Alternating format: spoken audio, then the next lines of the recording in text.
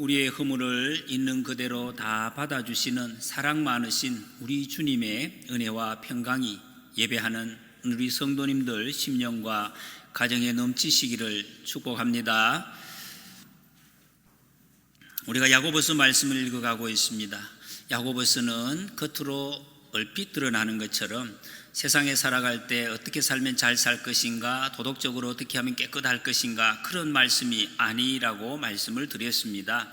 예수 그리스도의 십자가 구속의 은총으로 구원받고 용서함을 받고 하나님의 자녀가 된 사람, 하나님을 사랑하는 사람, 하나님의 사랑을 받는 사람이 이제 어떻게 이 세상에서 살아가면서 그 하나님의 풍성한 은혜와 생명의 능력을 누리면서 살 수 있을 것인가, 그 방법에 대해서 말씀하는 내용이 바로 이 야고보서라고 말씀드렸습니다. 오늘 본문 말씀에서는 하나님의 자녀들이 재물, 돈 어떻게 사용해야 되는지에 대해서 말씀을 하고 있습니다.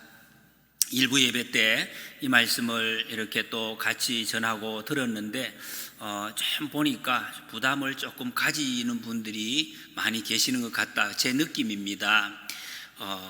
겉으로는 고개는 끄덕끄덕 하시는데 그냥 그거는 알겠는데 내 마음에 있는 거 지금 좀 놓기는 어려운 것 같습니다, 이런 어떤 마음들이 조금 또 계신 것도 같고 그렇습니다. 그리고 오늘 제목이 부자와 부요한 자인데 어떤 분이 이게 무슨 뜻인지 헷갈리고 모르겠다, 부자는 뭐고 부요한 자는 뭐냐, 먼저 결론부터 말씀드리고 이 말씀을 우리가 듣는 것이 좋겠습니다. 부자, 성경에서 말씀하시는 부자는 악한 부자입니다. 주님의 말씀대로 순종하지 않고 자기 욕심으로 끌어모아서 놓는 그런 사람을 부자라고 지칭을 합니다. 부요한 자는 하나님이 주신 것이 무엇이든지 하나님의 뜻대로 나누며 사는 사람, 부요한 사람, 이 부요한 사람 아닙니까? 그래서 성경은 부자와 부요한 자를 조금 의미적으로 구분하고 있습니다. 돈 참 중요하지요. 참으로 매력적입니다. 여러분, 돈 싫어하는 사람 없을 것이, 물론 있는지는 모르겠습니다만 거의 없어요. 자나 깨나 돈, 깨어 있어도 돈이고, 어떤 사람은 자다가도 막 웃는데 왜 웃었나 물어보면 돈다발을 봤다고 막 웃고, 이렇게 돈이 참 좋아하는, 그만큼 우리 인간 삶에 절대적으로 영향을 미치는 것이 돈이다 하는 것이, 사람의 관계에서 거의 대부분의 싸움 나는 그 원인, 이유를 보면 돈 때문이래요. 돈에 걸려서 싸움, 돈하고 관계없으면 거의 싸우지 않습니다. 그런 경우가 있다는, 그래서 현대인의 가치관이 바로 돈입니다. 근데 성경에는 이 돈에 대해서 경고가 많이 나옵니다. 왜 그렇게 많이 나오겠습니까? 그만큼 빠져서 하나님과 멀어지기 쉬운 그 통로가 바로 돈이기 때문입니다. 그래서 신앙과 이 돈은 이 불가분리의 관계입니다. 예수님께서 성경에 보면 기도에 대한 말씀보다도 돈, 재물에 대한 이 말씀을 훨씬 더 많이 하셨습니다. 여러분, 돈의 매력에 정말 빠진다고 표현을 하잖아요. 빠지면 정말 헤어나오기 어렵습니다. 빠졌는데 어떻게 나옵니까? 자기가 일단 모르고 빠져들어갔기 때문에 일단 헤어나올 수가 없는, 허우적거리다가 결국에는 완전히 빠져드는 이런 경우가 참 많은 것을 우리 주변에 많이 봅니다. 요새는 태풍과 같아요. 태풍. 지금 우리 태풍이 몰려오는데 우리 감당할 수 있는 게 아니에요. 그냥 휘도는 것을 그냥 같이 끌려가는 것이죠. 그런 느낌. 근데 사람들이 이걸 잘 모릅니다. 잘 못 느낀다는. 이 특별히 돈이 왜 이렇게 성경에서 강조하는가? 영적으로 둔감하게 만들기 때문에, 하나님을 잘 인식하지 못하도록 만드는 것이 바로 이 돈이기 때문에 그렇습니다. 사랑하는 성도 여러분 돈 많으십니까? 우리 집에는 돈이 좀 많습니다 하시는 분, 아무도 대답 안 하시잖아요. 돈은 실제로 집에 많이 있어도 있는 척을 안 합니다. 대부분의 사람들이. 왜? 내가 돈 있다 하면 이제 뺏어가거든. 그래서 내놓으라 하기 겁이 나서 없는 척을 하는, 전부 다 돈은 이제 없는 척 있어도 이런 경우가 많습니다. 오늘 1절 말씀에 보면 새벽녘으로 부자들은 들으십시오. 여러분에게 닥쳐올 비참한 일들을 생각하고 울며 부르짖으십시오 라고 말씀하십니다. 이 말씀 부자들은 들으십시오 하니까 우리가 먼저 이 말씀은 나하고 오늘은 조금 거리가 멀겠다, 그냥 편하게 지나가면 되겠다 이렇게 생각하실 수도 있습니다. 왜? 나는 부자가 아니기 때문에. 나보다 돈 없는 사람이 있으면 한번 나와보라 해라, 그런 생각이 저 사람이 더 부자단 말이에요. 저 집에 이야기해보면 다 그래요. 저 집 부자라고. 이런 이야기는 많이 들어도 우리 집이 부자다, 이런 사람은 거의 찾아보기 힘듭니다. 여러분, 이 말씀을 오해하시면 안 됩니다. 어떤 분은 그런 이야기를 하더라고요. 이 세상에 두 종류의 사람이 있다. 부자인 사람이 있고, 그리고 부자가 되려고 하는 사람이 있다. 다 부자에 대한 그런 욕망, 이런 소망을 가지고 산다는 것입니다. 4절에 보니까 보라, 너희 밭에서 오늘 여기 주제입니다. 주인공이 너희입니다. 너희 밭에서 추수한 품꾼에게 주지 아니한 삭시 소리를 지르며 그 추수한 자의 우는 소리가 만군의 주의 귀에 들렸느니라 그랬습니다. 오늘 주인공, 밭을 가지고 있는 사람, 밭이 여러분 뭐 수만 평 수천 평 그런 게 어쨌든 밭이, 그리고 우리 보고 말씀하십니다. 여러분들이 가지고 있는 밭, 너희 밭에서 있는데, 옛날에는 이제 이렇게 일을 했지 않습니까? 품꾼을 고용해서, 지금도 이런 밭이 있는 분들은 다 그렇게 합니다. 혼자서 안 되니까 아무리 기계 있어도 품꾼을 고용해서 이제 일을 이렇게 시켰는데, 그러면 이제 품꾼에게 품삯을 줍니다. 이 품삯을 줄 때 이때 문제가 생깁니다. 한 가지 문제는 품삯을 주기는 준다, 약속은 해놓고 잘 안 주는 거예요. 미룬다. 준다 해놓고 미루고, 내일 줄게, 다음 달에 줄게, 이렇게 미루는 요 악한 모습, 이런 일이 이제 발생을 하고, 또 한 가지는 주기는 줬어요. 제때 주고 정한 줬는데 작게 주는 거예요. 받기는 받아도 살기 아주 어려운 경우가 되는, 이런 두 가지 문제가 발생할 수가 있다는 것입니다. 실제로 이런 일을 제가 봤습니다. 잘 평소에는 안 보이는데, 제가 오래전에 한 몇십 년 됐습니다만, 제가 전도사 때 어떤 교회에 있을 때 그 주변에 외국에서, 우즈벡에서 오신 그 외국인 노동자가 계셨는데, 어느 날 이 길을 지나가는데 어떤 거의 막 한적한 곳에 창고에서 지내고 막 벌레 투성인 거의 지내고 계시는 분을 한 번 봤어요. 왜 그렇게 있나 그랬더니, 컵라면을 이렇게 기니를 때우면서 일을 했는데 돈을 안 준다는, 그 이제 일 시킨 분이 우리 왜 그래도 좀 가서 돌라고 하지, 그랬더니 말도 이제 잘 안 통하고 그러니까 돌라고 하면은 다음에 준대요. 내일 주겠다고, 계속 내일 주겠다고 하고, 그리고 욕을 한답니다. 그분이 이야기가 욕을 하면서 가라고.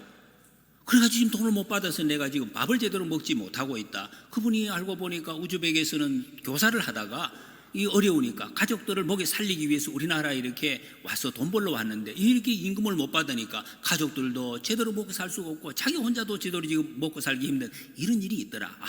이 세상에 이런 악한 사람들이 있구나 하는 것을 제가 봤습니다. 그 후에 뭐 여러 자료들을 보니까 종종 이런 사람들이 나오고 있어요. 임금을 줘야 하는데 안 주고, 안 준다는 말은 안 해요. 주겠다고 내일 미루고, 이런 악한 사람들 일이 있더라 하는 것입니다. 그리고 임금을 작게 주는 거, 이런 건 왜 그래요? 사람들이 많기 때문에, 일꾼들이 많으니까 작게 줘도 다른 사람 구할 수 있다, 이렇게 생각을 한다, 이런 말씀입니다. 근데 이 두 가지는 사실은 어떻게 보면 거의 같이, 맥락을 같이 하고 있습니다. 결과가 뭐냐 말이에요. 그 결과는 결국 주인에게 이 이익이 다 돌아간다. 그래서 그런 주인이 얻은 이익은 악한 이익이다. 그래서 그 부자는 악한 부자다. 그런 말씀을 지금 하고 있습니다. 그래서 1절의 말씀이 부자여 하는 건 그냥 부자 아닙니다. 이런 부자, 악한 부자, 악한 방법으로 돈을 끌어모은 부자, 이런 의미를 담고 있습니다.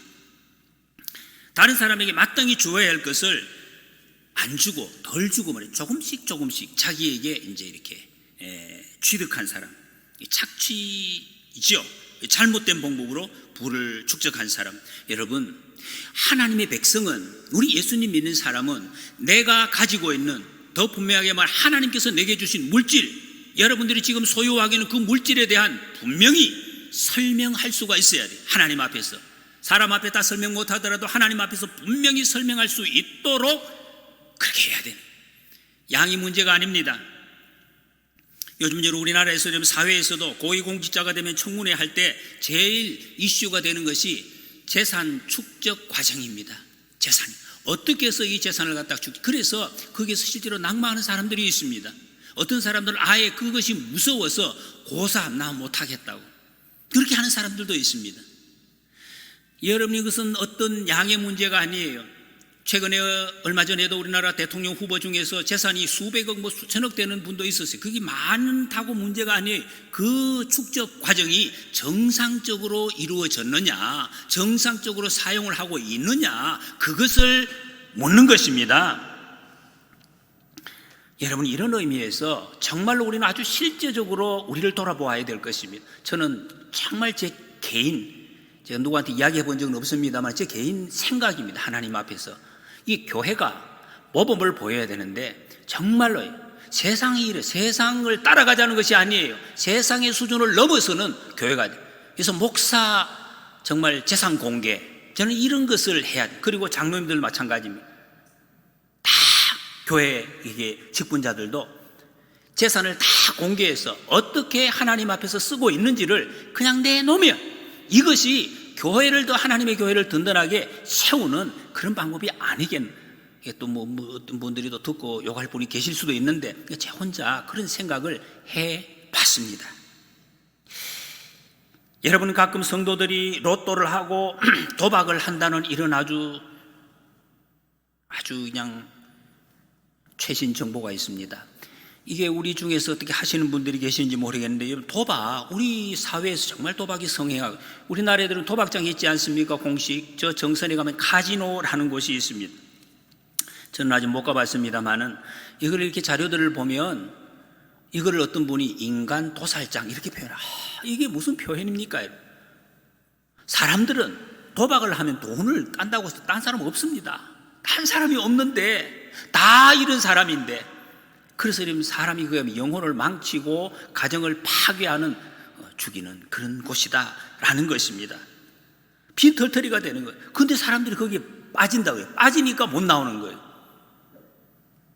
잠언 28장 20절에 속히 보하고자 하는 자는 형벌을 면하지 못하리라 그랬어요. 땀 흘려 벌지 않는 돈, 성경은 땀을 흘린 만큼 하나님이 벌게 하신다 말씀을 하셨습니다. 그런데 그것은 땀 흘리지 않는 것은 진정한 의미에서 내 것이 아니라는 거죠. 여러분, 우리 모두 삶에 얼마나 돈이 필요합니까? 돈이 우리를 막 유혹하는데 그 돈이 유혹하는 만큼 하나님으로부터는 멀어집니다. 아니에요. 나는 돈도 좋아하고 하나님 가까이, 그런 거 없습니다. 성경이 그런 거 없다고 말씀하고요. 둘 중에 하나를 선택할 것을 말씀하고 있습니다. 여러분, 정말 돈 좋아하십니까? 아니면 좋아해 보신 적 있습니까? 사람이 정말 좀 맛이 갑니다. 그러니까 제대로 상황을 판단할 수가 없는 거지요. 좋아하게 되면 그렇게 되는 것입니다. 그게 하나님인 줄 압니다. 영어의 단어에 보면 여러분, 하나님이 God이라고 합니다. 금을 골드라고 합니다. 한 자만 빼면 똑같은 비스무리야. 이게 헷갈리는 것입니다. 이게 하나님인지 금인지 그렇게 된다는 것입니다. 너희에게 이런 부자들, 이런 나쁜 부자들에게 너희에게 이 말 고생으로 말미암아 울고 통곡하라 말씀을 하십니다. 이렇게 되면 언제 이 고난이 당하느냐? 이 세상에 살 때 죽기 전에 그런 고난을 당할 것이다 라는 말씀도 되지만 그렇지 않을 수도 있어요. 실제로 우리 주변에 보면 여러분, 돈 많은 부자들이 정말로 잘 먹고 잘 살고 막 이러다가 죽는 사람들 봅니다. 그게 끝이 아니죠. 끝이 아니에요. 죽음이 끝이 아닙니다. 죽음 이후에 삶, 하나님 앞에서 심판받을 그것을 심각하게 생각하고 이 시간을 살라고 지금 말씀하고 있습니다. 나는 다 줄 걸 다 줬다고 이렇게 말하는 사람도 있을 수가 있습니다. 두 번째 경우, 정해진 액수 내가 정해진 때에 주지 않았느냐? 그렇죠. 그거 줬다고 성경은 다 됐다고 말씀하지 않습니다. 그런 게 아니에요. 그 품삯을 받는 사람이 살 수 있을 만큼 주어야 된다. 하루도 먹고 살 수 없도록 줬으면 그것을 줬다, 이렇게 하나님 앞에서는 말하지 못한다. 그런 것입니다.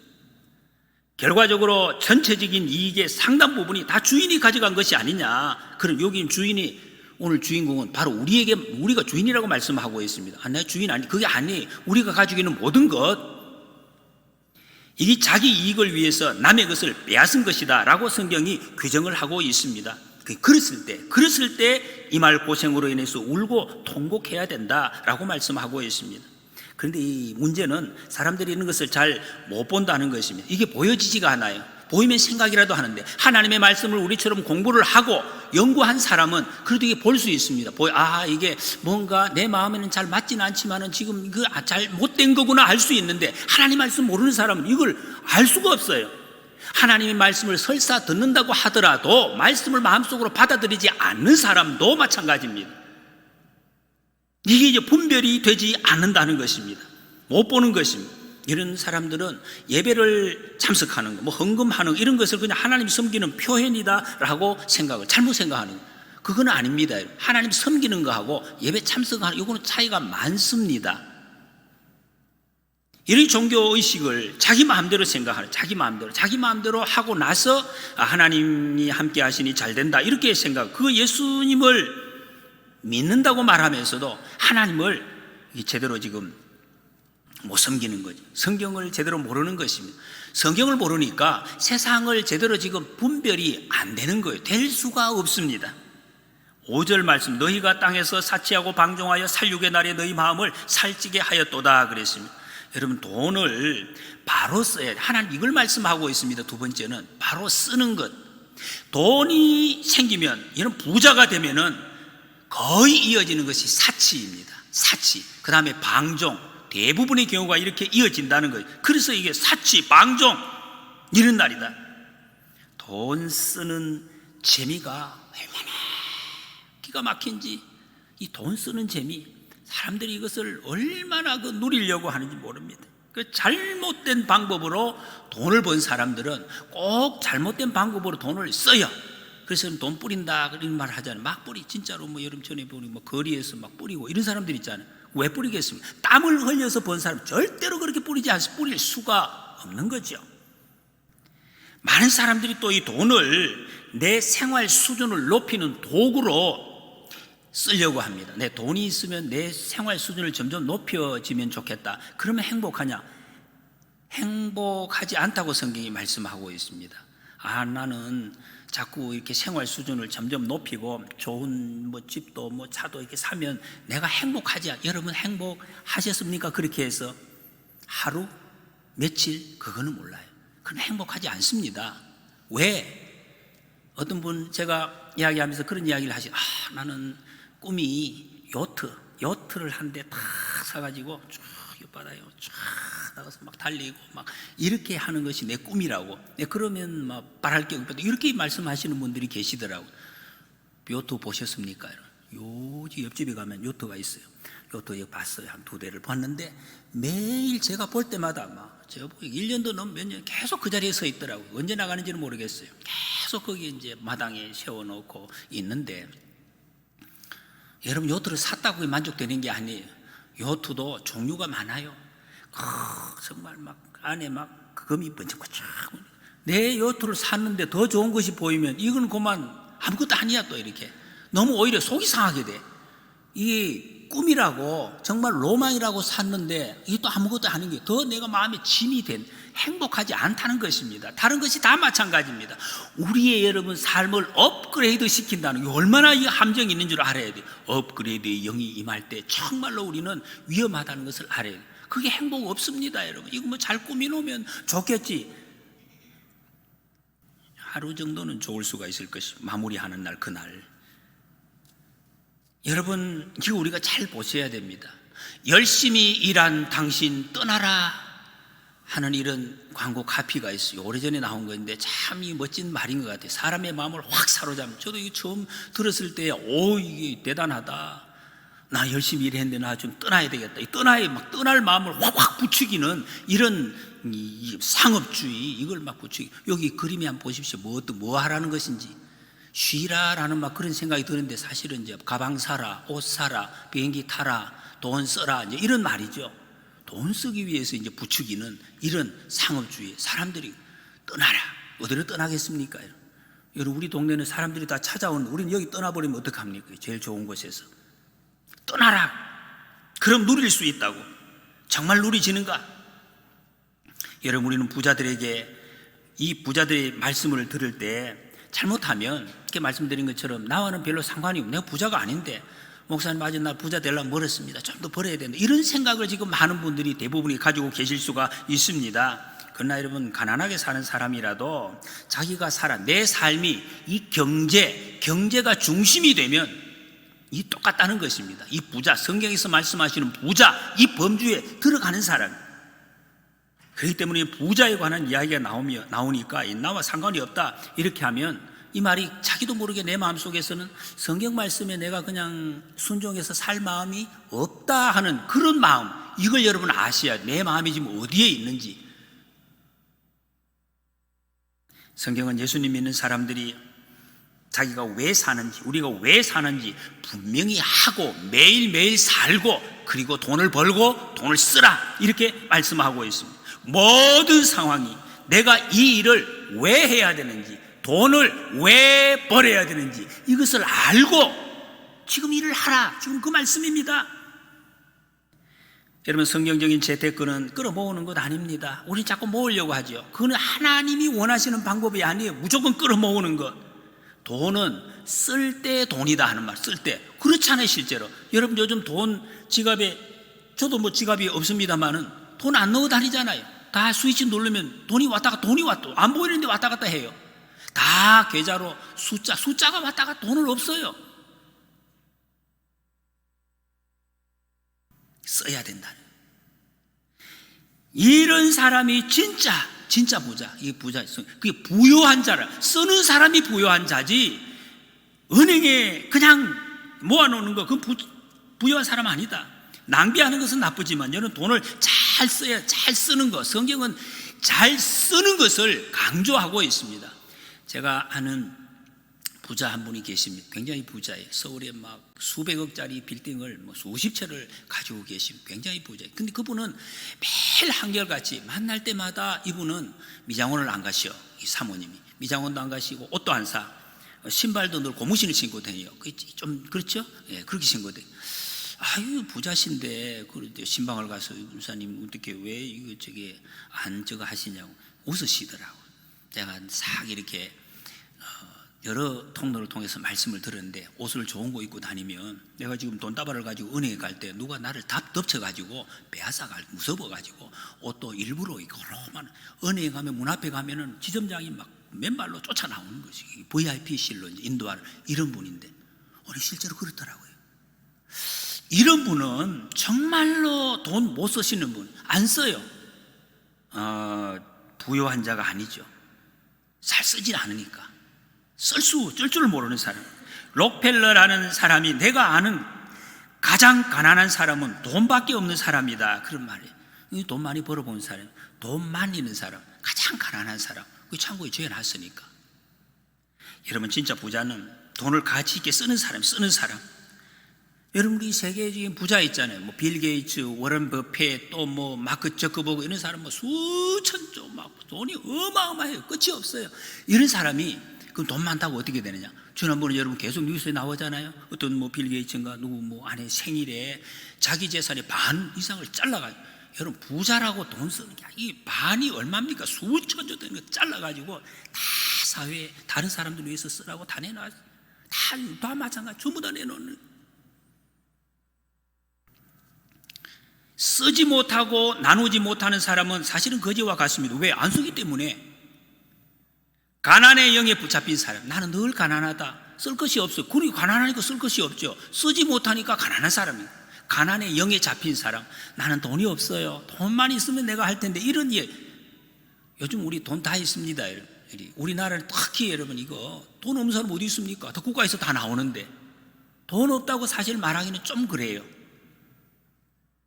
마태복음 19장 21절에 주님께서 주라, 그리하면 하늘에서 보화가 내게 있으리라 말씀하셨습니다. 예수님 주라고 말씀하셨습니다. 하늘에 보화가 있을 것이다. 여러분, 우리가 언젠가는 몰라도 쓰고 싶을 때 정말로 못 쓸 때가 옵니다. 아무리 쓰고 싶어도 그 때가 온다는. 그러나 쓸 수 있을 때 쓰는 사람, 부자, 부유한 사람이라고 말씀하고 있습니다. 그렇다고 성경에서 여러분 경제 문제를 아닙니다. 경제를 아주 중요하게 성경은 생각합니다. 예수님께서도 이거 말씀하셨잖아요. 여러분, 사람이 떡으로만 살 것이 아니고, 이 말씀은 사람의 떡이 먹는 것이 꼭 필요하다는 것을 전제하고 있습니다. 그러나 거기에 집착, 빠질 때 문제가 되는 것입니다.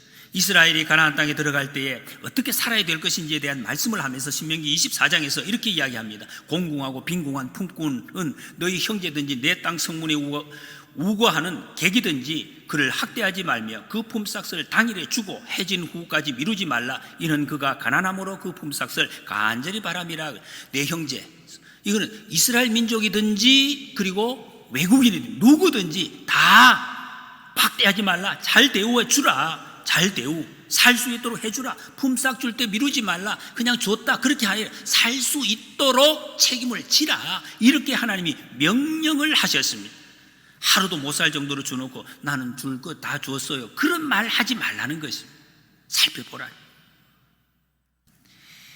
여러분, 사람들은 모두 건강하게 살아야, 다 건강하게 살아야, 여러분, 그래야 우리가 전도할 수 있잖아요. 사람이 뭐 다 죽어간다고 전도를 어떻게 합니까? 사람이 다 살아나야 전도도 하고 천국으로 인도하고 하나님의 일을 우리가 감당할 수 있는 것입니다. 여러분, 우리가 지금 우크라이나에 전쟁 중에 있지 않습니까? 전쟁을 끝나게 해달라고 열심히 우리가 기도하고 있습니다. 그런데 사실은 우리가 전쟁 끝나게 해달라고 기도도 해야 되지만 그 다음이 있어요. 전쟁 끝나면 어떻게, 이 사람들이 지금 집 다 무너지고 다 부서지고 먹을 것 다 없는데 먹고 살게 해달라고 그들을 그 위해서 기도해야 돼. 지금 지난번에 여러분 우리 교회 오신 분 있죠?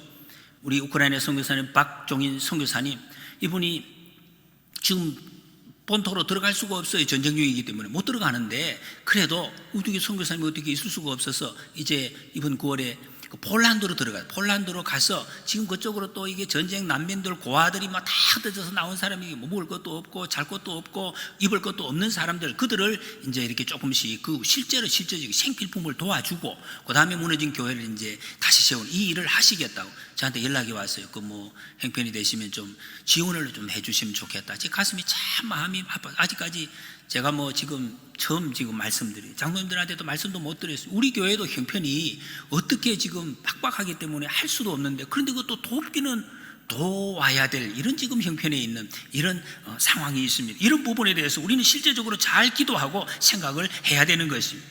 여러분, 우리 하나님 앞에서 무엇 때문에 사는지를 우리가 돌아보아야 될 것입니다. 하나님 나라를 위해서 산다면 우리는 다른 사람들과의 관계에 있어서도 이 원리가 나타나야 되죠. 내가 하나님 섬깁니다 이러는데 다른 사람의 관계에서 전혀 나타나지 않는다면, 자기 고집만 부르고 내 욕심만 채우기를 원한다면 그것은 아니라는 것입니다. 그것은 아니에요.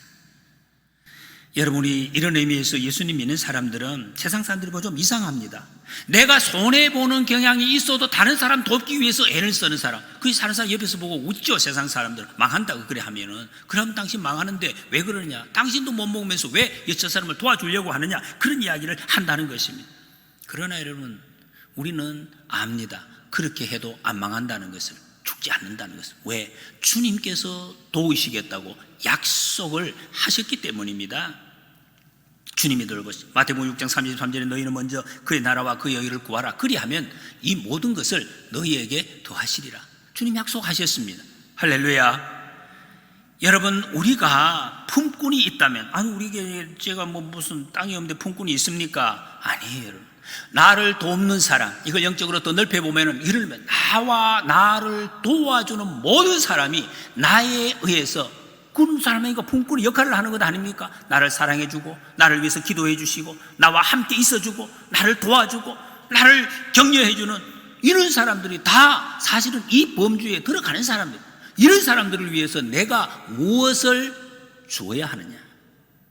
그냥 품꾼으로 대하지 말라는 것입니다. 같이 더불어 살아갈 수 있도록 하라는 것입니다. 그렇게 하지 않을 때 어떻게 되느냐? 신명기 24장 15절에서 그가 너를 여호와께 호소하지 않게 하라. 그렇지 않으면 그것이 네게 죄가 될 것임이라 말씀했습니다. 여러분, 여기서 주님 말씀하시는 것은 무엇입니까? 같이 더불어 살아가는 이 원리가 세상에 있는 모든 사람들과 관계에서 나타나도록 하라 하는 말씀. 그래서 감사하라는 거죠. 감사. 내게 품꾼이 있다는 것을 감사하라. 감사. 그래서 여러분, 우리는 이 받는 사람, 주는 사람에 의해서 받는 사람은 감사합니다. 이렇게 이 원리를 사용을 하는 거예요. 받으니까 감사하다고. 성경은 그런 말씀이 아닙니다. 이 말씀은 주는 것을 주면서 감사하라. 내가 줄 수 있는 것을 주면서 하나님 감사합니다. 그렇게 하라는 것입니다. 굶꾼에게 주는 것을 감사하는 마음으로 주라. 세상적인 방법이 아닙니다. 그렇게 살지 않는 사람을 여기 부한 자들, 악한 부자 이렇게 말씀하고 있습니다. 여러분, 악한 부자들은 다른 것이 아닙니다. 경제적인 세상의 물질로서 모든 것을 할 수 있다라는 생각이 지배하고 있는 사람, 이런 사람을 성경은 부자, 나쁜 부자 이렇게 말씀하고 있습니다. 우리는 어떻습니까? 이런 사람을 성경은 너희에게 이 말 고생으로 말미암아 울고 통곡하라고 말씀하십니다. 왜 그렇습니까? 2절 3절에서 너희 재물은 썩었고 너희 옷은 좀 먹었으며 너희 금과 은이 녹이 슬었으니 말씀합니다. 이 옛날에 이제 표현이죠. 옛날에 모든 재물들은 창고에 넣어놓으면 이런 결과가 나오니 오래도록 보관을 해놓으면 녹 슬어서 이게 쓸 수 없게 돼요. 완전 효력이 확 떨어지는 거죠. 못 쓰게 되는, 가치가 없어지는, 이렇게 된다는. 하나님 지금도 마찬가지입니다. 하나님이 주신 모든 물질을 이렇게 쌓아놓으면 이렇게 된다. 가치 떨어지고 못 쓰게 된다. 그리고 무엇보다 재앙이 임하게 된다. 재앙이, 이거 재앙입니다. 3절에 너희가 말세에 재물을 쌓아또다 그랬습니다. 여러분, 재물을 쌓아놓는 것, 이것이 문제입니다. 성경의 모든 게 처음부터 끝까지, 여러분 우리가 잘 아는 수요일날 읽어가고 있는 역대기에서도 보면 히스기야 왕, 하나님 앞에 선한 왕이라고 정말 칭찬받고 잘 살았던 히스기야 왕이 문제가 무엇 때문에 문제가 생겼어요? 하나님이 주신 그 수많은 재물들을 쌓았을 때 문제가, 쌓았을 때 쌓는 것이 문제입니다. 하나님이 주셨으면 이것을 잘 흘려보내야 되는데 그거 하지 못하고 쌓았을 때 문제가 됐다. 그래서 이게 이제 하나님의 그 벌을 받는 그런 것이 나옵니다. 누가복음 12장에 부자가 나오죠. 부자, 이 부자도 쌓는 것이 문제입니다. 하나님이 주신 그 축복을 헐고 다시 창고를 짓고 내가 쌓아두리라. 주님 뭐라고 말씀하셨습니까? 어리석은 자여, 오늘 밤에 내 영혼을 도로 찾으리니 그 준비한 것이 무엇이 되느냐? 그러지 마라. 쌓아놓지 말라는 것입니다. 흘려보내라. 잘 써라. 돈은 하나님 나라를 위해서 사용하는 사람이 지혜로운 사람, 부유한 사람이라 하는 것입니다. 여러분, 돈 왜 버는지, 왜 쓰는지 이 이유가 우리는 분명해야 됩니다. 여러분, 돈 열심히 벌고 계시지 않습니까? 왜 돈 버십니까? 아까도 우리 권사님, 목사님 나이 돈 지금 벌고 있습니다. 열심히 벌어서 목사님 맛있는 많이 사주세요. 예, 그런 말씀하시는데 써야 돼요. 쓰기 위해서. 그래서 여러분, 우리는 기도할 때 하나님 돈 많이 벌게 해주세요. 물론 이 기도 되지만 더 중요한 것은 하나님, 제가 이 물질을 어떻게 사용할 수 있도록 제 마음이 거기에 붙잡히게 해주십시오. 기도해야 되는 것입니다. 말세를 사는 우리의 삶에 여러분, 하나님 나라 가치가 우리 속에 나타나도록 최선을 다해야 하는, 그게 중요한 원리가 경제적인 원리입니다. 이 경제적인 것이 우리 모든 것을 주관하게 되면 그 어리석은 부자가 되는 것입니다. 악한 부자, 더구나 재물. 여러분, 우리가 재물을 쌓으면 얼마나 쌓겠습니까? 지금까지 얼마나 쌓으셨습니까? 하나님은 아시겠죠. 여러분이 얼마나 쌓아놓으셨는지. 여러분이 평생 정말로 하나님 나라 갈 때까지 쌓아도 빌 게이츠 못 따라갑니다. 워렌 버핏 못 따라가요. 그렇게 따라가지도 못할 재물을 위해서 거기에 매여 있다면 그거는 너무나 우리는 어리석은 것입니다. 그렇게 했을 필요 없습니다. 하나님이 내게 주신 것을 하나님의 나라를 위해서 사용하도록 어떻게 하면 쓸 것인가, 이거 하나님께서 보시겠다는 것입니다. 여러분, 이것을 우리가 알아야 돼요. 그러면 세상에서 망하거나 죽는 안 죽습니다. 걱정할 거 없습니다. 하나님께서 지키십니다. 하나님께서 채워주시겠다고 약속을 하셨습니다. 주님이 주신 물질 나누고 베풀고 섬기는 데 사용함으로 세상을 아름답게 만들어가는 진짜 부자, 부유한 자, 이 모습이 우리 가운데서 잘 나타나게 되시기를 축복합니다.